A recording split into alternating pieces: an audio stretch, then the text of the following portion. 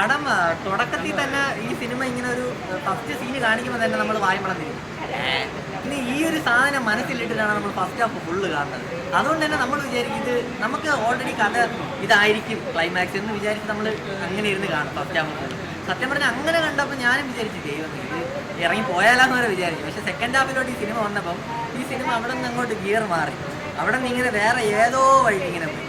ഇതിൽ തിരിച്ചു വരവാണ് അവർ പ്രതീക്ഷിച്ചത്. കുറേ കാലത്തിന് ശേഷം മീര ജാസ്മിനെ അഭിനയിച്ച് തിരിച്ചു വന്നിട്ടുണ്ടെങ്കിൽ ക്ലൈമാക്സ് എത്തുമ്പം നമ്മൾ പ്രഡിക്റ്റബിളാണ്, നമുക്കറിയാം ഇനി അതായിരിക്കും ഇതായിരിക്കും ഇങ്ങനെ നമ്മൾ വിചാരിക്കുന്ന സാധനം തന്നെയാണ്. ഇത് പ്രഡിക്റ്റബിളായിട്ടുള്ള കാര്യങ്ങൾ തന്നെയാണ്.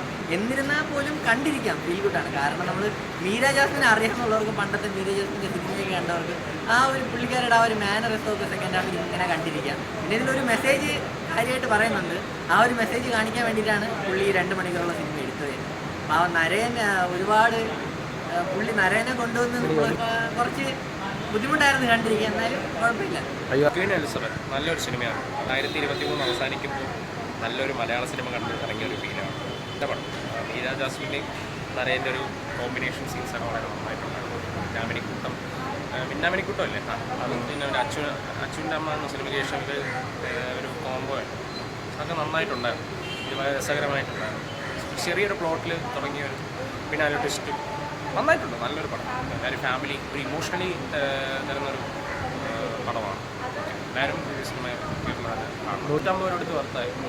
ഒരു ഏറ്റവും കൂടുതൽ ഫാമിലി ഒരു ഇമോഷണൽ ആ ഒരു രീതിയിൽ പോകുന്ന ഒരു മെയിനായിട്ട് ഇമോഷണലി തന്നെ ചെറിയൊരു അത് പറഞ്ഞു കഴിഞ്ഞാൽ സ്പോയിലറായിപ്പോൾ. അതുകൊണ്ട് ആ ഒരു പ്ലോട്ടിൽ നിന്നും അതിനൊരു അവസാനം ഒരു ട്വിസ്റ്റ് ഉണ്ടാകുക നന്നായിട്ടുണ്ടാകും. ഇവിടെ പോയി തിരിച്ചു വരാനായിട്ട് പുള്ളിക്കാരി എന്താ പറയുക ഇപ്പോഴും ഇവിടെ ഉണ്ട്. നമ്മൾ മകളെന്ന് പറയുന്ന സിനിമ ഈ 2000 റിലീസായിരുന്നു. തിരിച്ചു വരാൻ അങ്ങനെയൊന്നുമില്ല. പുള്ളിക്കാരി നന്നായിട്ട് പെർഫോം ചെയ്യും. എടുത്ത് പറയണം, മീര ജാസ്മിൻ ഒരു രക്ഷയില്ലായിരുന്നു. അവർ ഇമോഷണലി രംഗമൊക്കെ മനോഹരമായിട്ടാണ് പുള്ളിക്കാരി ചെയ്ത് വെച്ചിട്ടുള്ളത്. രക്ഷയില്ല. പിന്നെ നരേൻ്റെ കുറച്ച് കോമഡി രംഗങ്ങളൊക്കെ ഉണ്ടായിരുന്നു. എനിക്ക് വളരെയധികം ഞാൻ ചിരിച്ച് അർമാദിച്ചിരിക്കുന്നു.